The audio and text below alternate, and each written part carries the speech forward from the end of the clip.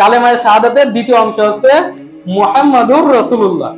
তার মানে কি, আমি সাক্ষ্য দেয়া যে আমি মুহাম্মদ সাল্লাল্লাহু আলাইহি সাল্লামকে আল্লাহর রাসূল বলে মেনে নিলাম। আল্লাহর রাসূল সাল্লাল্লাহু আলাইহি সাল্লামকে আপনি মুখে স্বীকৃতি দান করলেন, মুখে বললেন আপনি যে আমি আশিকে রাসূল, রাসূলের বড় প্রেমী, আমি আশিকে রাসূল মুখে বলে নিলেন, অথচ শর্ত পূরণ করলেন না। তাহলে আপনি কি মুহাম্মদুর রাসূলুল্লাহর উপরে আপনার বিশ্বাস নেই, ওটাকে আপনি এখনো মন থেকে মেনে নিতে পারেননি। তো আমরা সেই শর্তগুলো দেখি, 4টি শর্ত।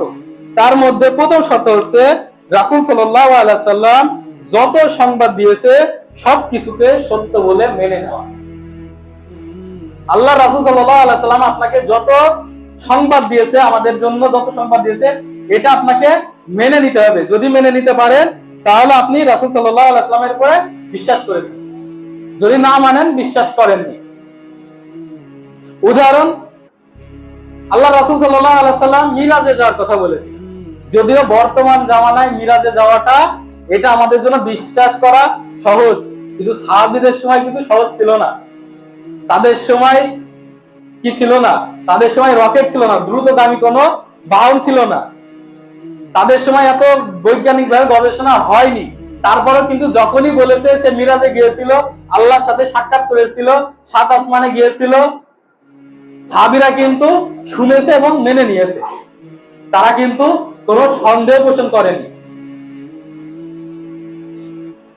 আজকে আমরা দেখতে পাই সমাজে আহলে কুরআন নামে কিছু লোক বের হয়েছে।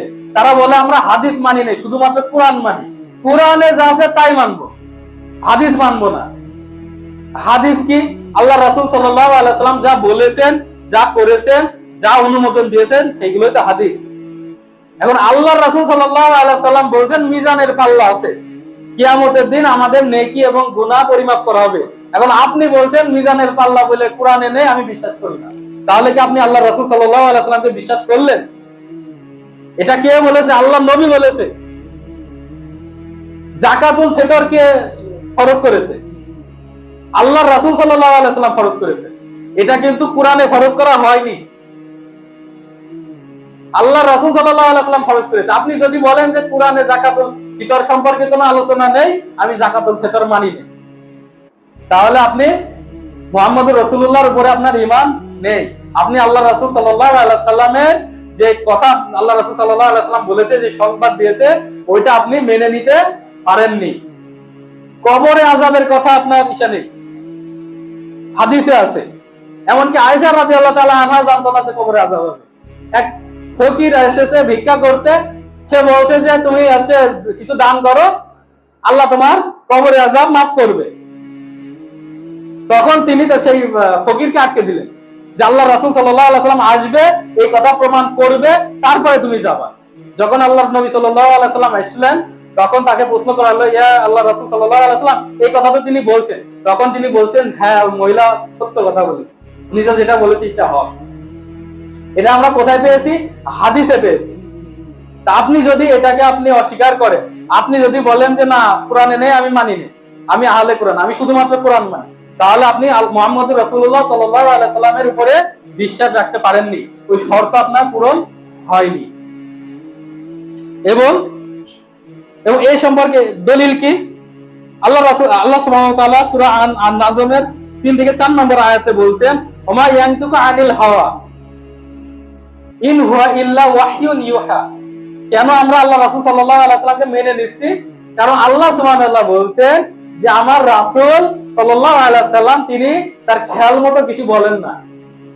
ইন হুয়া ইল্লা ওয়াহয়ুন ইউহা, তার কাছে যেটা ওহী করা হয় তিনি সেটাই বলেন।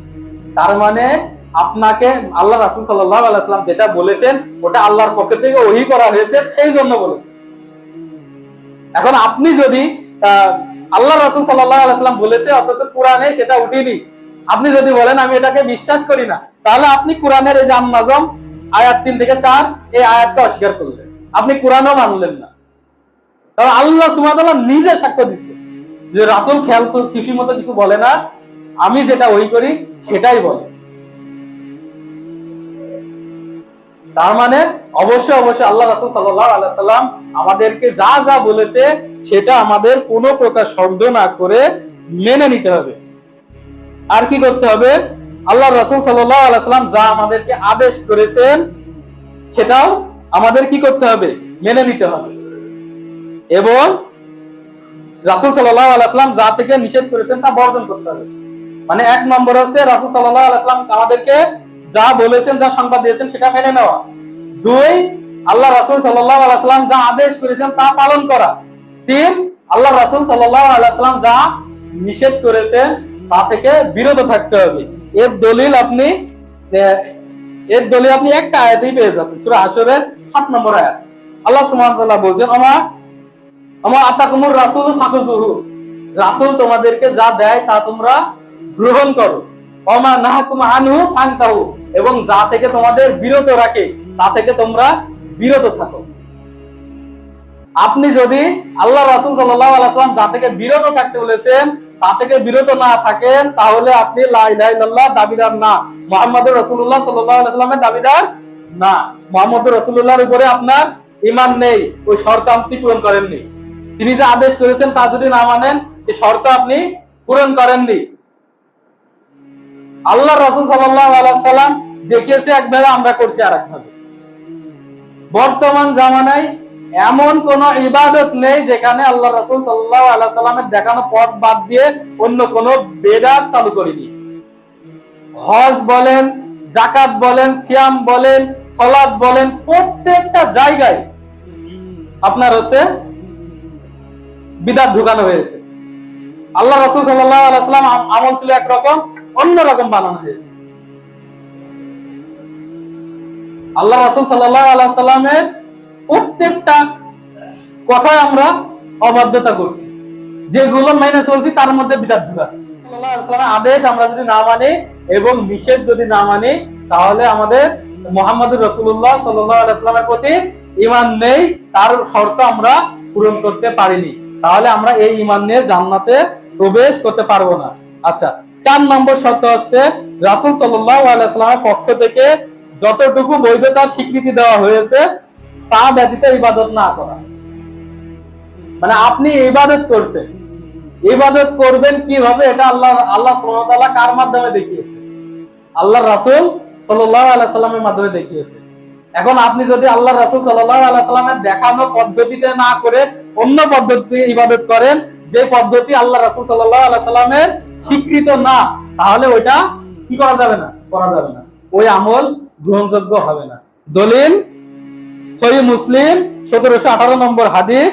আল্লাহ রাসূল সাল্লাল্লাহু আলাইহি ওয়াসাল্লাম বলেন, মান আমিলান আমালান লাইসা আলাইহি আমরুনা ফাহুয়া রাদ্দুন, যে কেউ এমন কোন কাজ করলো যে কাজে আমি এবং আমার সাহাবীদের কোনো নির্দেশ নেই, তা প্রত্যাখ্যাত, তা কি করা যাবে না?